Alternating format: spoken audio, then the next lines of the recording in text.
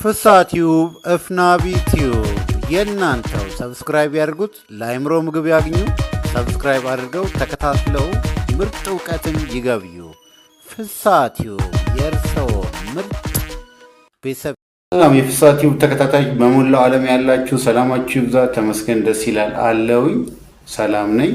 እናንተም ሰላም እንደሆናችሁ ገምታለሁ። ሰላም ትሆናላችሁ ማለት ነው። መልካም። ለዛሬ የምንመለከተው እያንዳንዱ ልንሻገርበት ልናሳካበት ህይወታችን ልንቀይርበት ወደ ትልቅ ደረጃ ልንሻገርበት የምንችልበት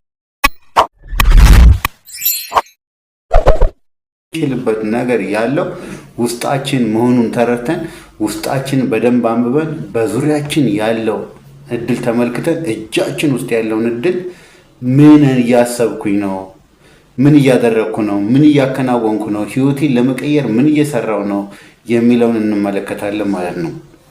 ስለዚህ ለመለወጥ አንድ ሰው ከፍተኛ ደረጃ ላይ ለመድረስ ትልቅ ደረጃ ላይ ለመድረስ ህይወቱን ለመቀየር ካሰበ በትልቁ አስቦ ህይወቱን መቀየር የሚችልበትን ነገር መሰነቅ የሚችለው ውስጡ መሆኑን ማመን አለበት ማለት ነው።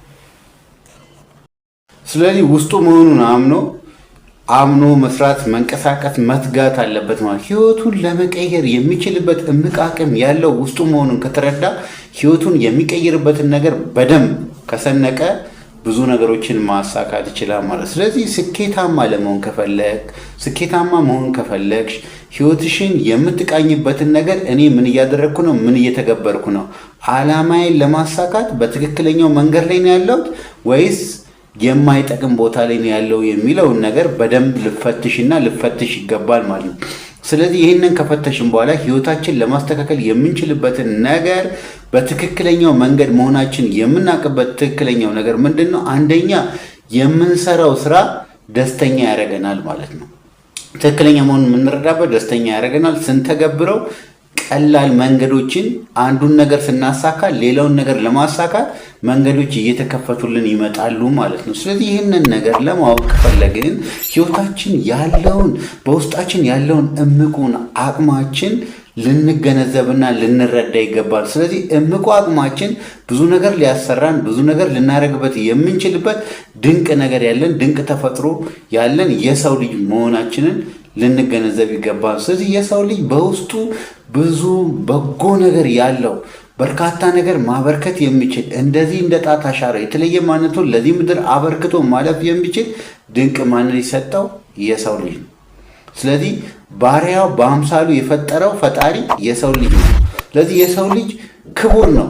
ስለዚህ የሰው ልጅ ክቡር ስለሆነ ያንን ክቡርነቱን ተረድቶ የተረዳውን ነገር በደንብ ማለት ለዚህ ምድር ለማበርከት መስራት መትጋት ይጠበቅበታል። አንደኛ ከፈጣሪ ጋር በምስጋና ኮኔክት መሆን አለበት። ሁለተኛ ለሰዎች አስተሳሰቡ ቀና ሊሆን ይገባል። ለራሱም ቀና ሊሆን ይገባል። ህይወቱን የሚቀይርበት ድንቅ ነገር ያለው ውስጡ መሆኑን መረዳት አለበት። ስለዚህ በቀን ውስጥ አንድ ሰው ከ60 ሺህ በላይ ሐሳብ ያስባል።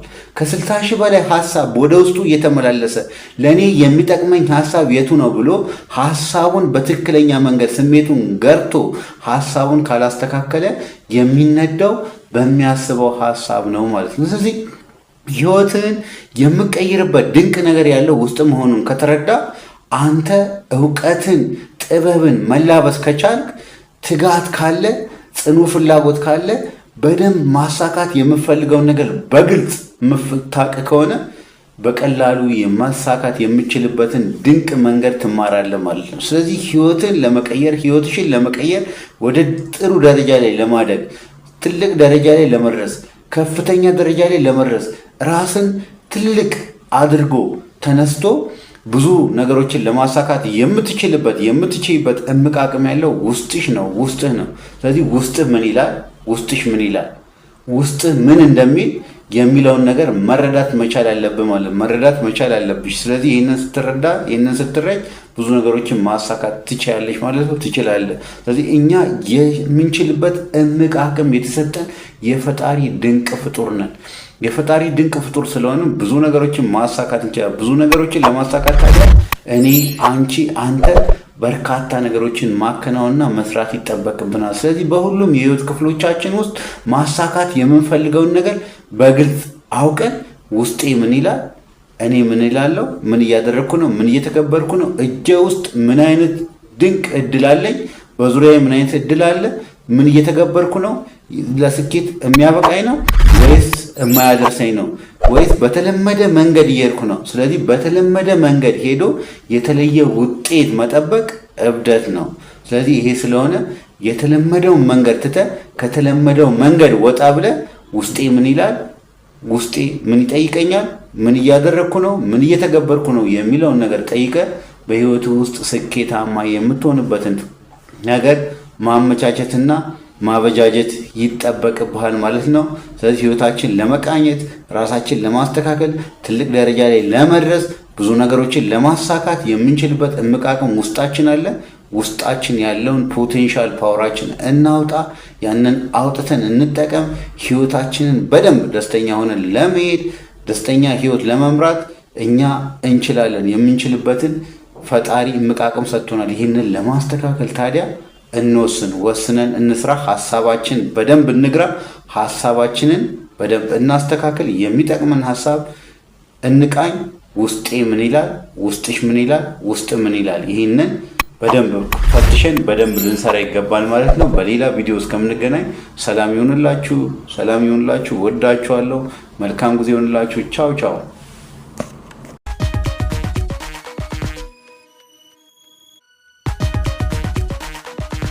ፍስሐ ቲዩብ፣ እፍናቢ ቲዩብ የእናንተው። ሰብስክራይብ ያድርጉት፣ ለአእምሮ ምግብ ያግኙ። ሰብስክራይብ አድርገው ተከታትለው ምርጥ እውቀትን ይገብዩ። ፍስሐ ቲዩብ የእርስዎ ምርጥ ቤተሰብ